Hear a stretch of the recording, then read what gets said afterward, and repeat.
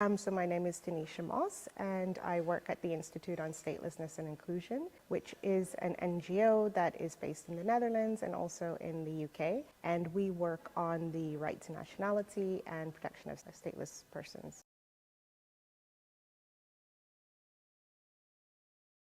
The right to nationality sort of was first articulated as a fundamental human right in the Universal Declaration of Human Rights. Different regional treaties, international human rights instruments have been developed, formed, also recognizing the right to nationality. And I think it's also important to say over time we've seen how sort of states have been limited by international law on how they regulate nationality. So particularly ensuring that their nationality laws are compliant with international human rights standards. So not having nationality laws, for example, that discriminate on the basis of race or that arbitrarily deny people right to nationality or create new cases of statelessness. So over a period of time, I think the right to nationality has emerged as a fundamental right. And what that essentially means is that, you know, all people have the right to nationality, they have the right to acquire nationality, they have the right to change their nationality and to retain their nationality.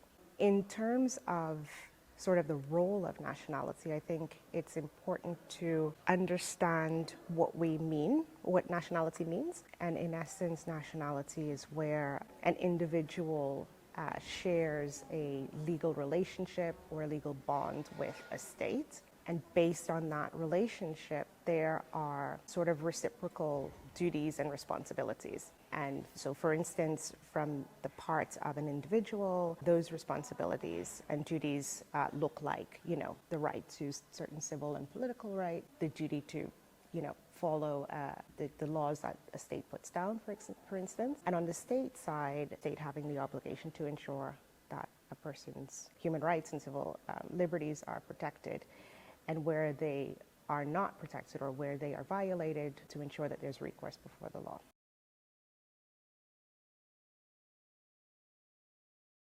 The issue comes when we look at people who do not enjoy a legal relationship with the state, because then understanding how they access and enjoy certain civil political rights, or do not enjoy them because in effect they cannot enjoy them because they don't have a nationality. This is what we see manifested when we look at the issue of statelessness.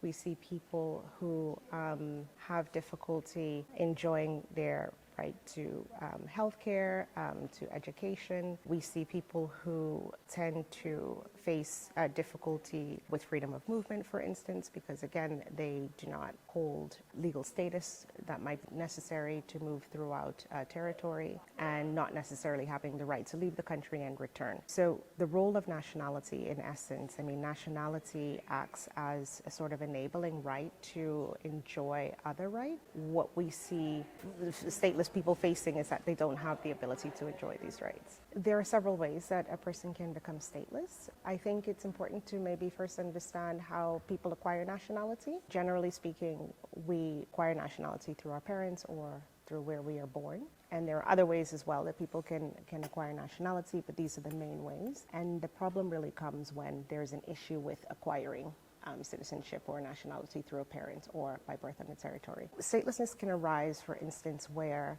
you know, on one end of the spectrum, you could have different types of kind of barriers that make it difficult or put a child at risk of statelessness. So, for instance, birth registration being a very good example, where children face difficulty to acquire birth registration or legal identity.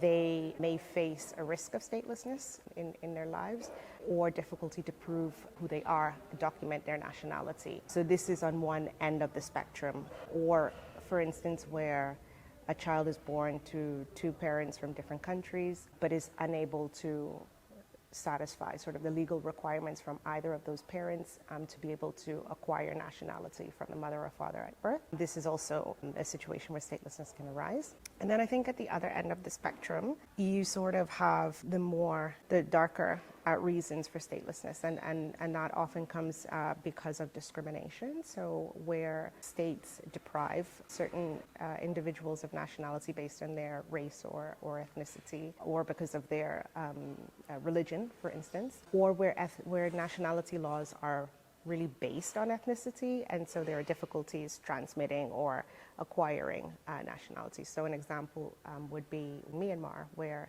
nationality laws are based on one's ethnicity. So unless a person is a member of one of the named ethnic groups, then they do not qualify for Myanmar citizenship. And this has an impact on people who are not a part of those ethnic minorities. Of course, there are also countries that discriminate on the basis of gender. So in cases where women cannot transmit their nationality, so for example, in the case of my own country, Bahamas, women are not able to transmit citizenship to their children in certain circumstances.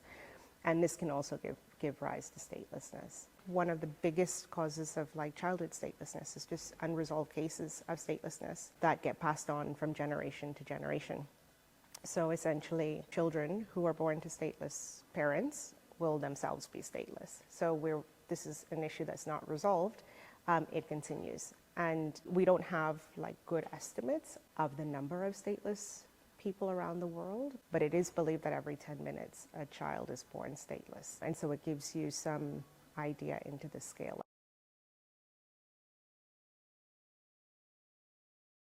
So statelessness impacts individuals and communities in really significant ways. Before I mentioned the challenges stateless people will face trying to access healthcare, for instance. If you think that most stateless people do not have any form of legal identification, these are people that exist sort of on the margins of society. They are invisible populations, and they do not appear on paper or in any population register anywhere. This means that at the moment when it's time to, see a doctor, go to a hospital, they will very often face challenges to access the type of medical intervention necessary. And this was pretty evident, I would say, during the global pandemic, when actually stateless populations in some countries were having difficulty to even receive a COVID vaccine, for example. As well, again, with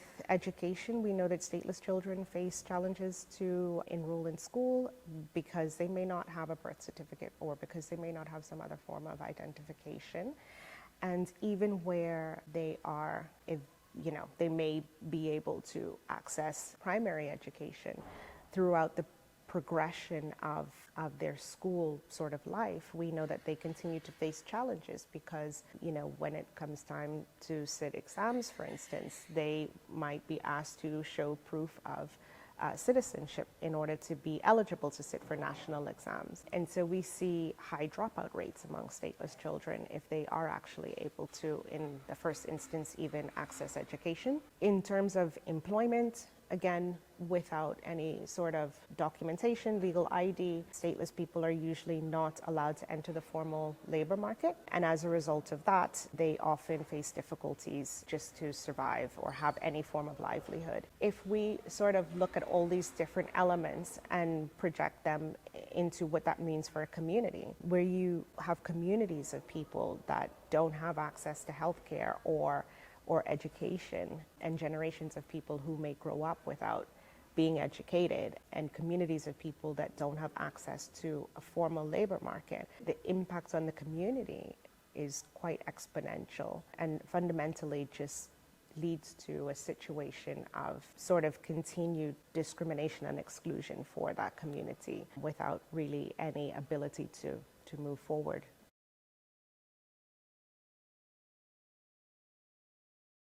One of the really good examples that people tend to know quite well, but it's a very good example to demonstrate over time how this situation can impact a community, is the situation of the Rohingya from Myanmar, formerly Burma, because that is a group of people who until 1982 enjoyed citizenship in Myanmar.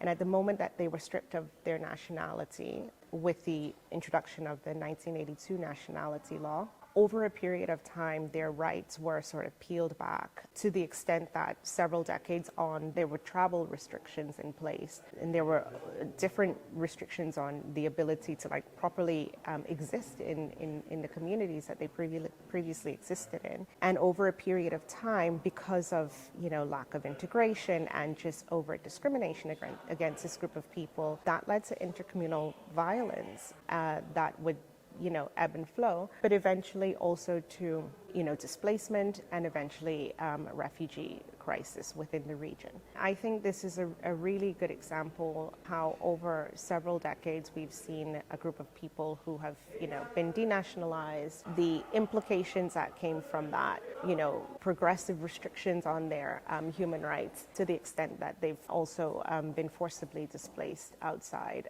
of Myanmar.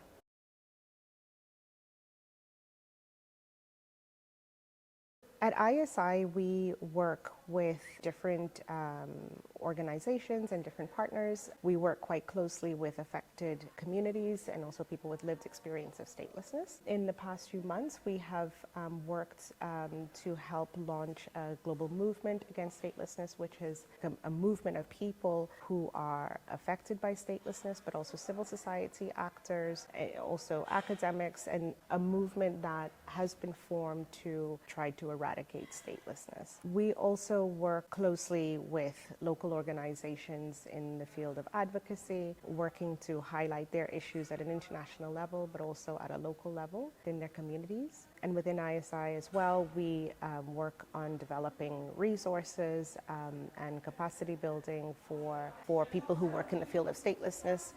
We develop tools and have also a learning program where we also teach people about the issue.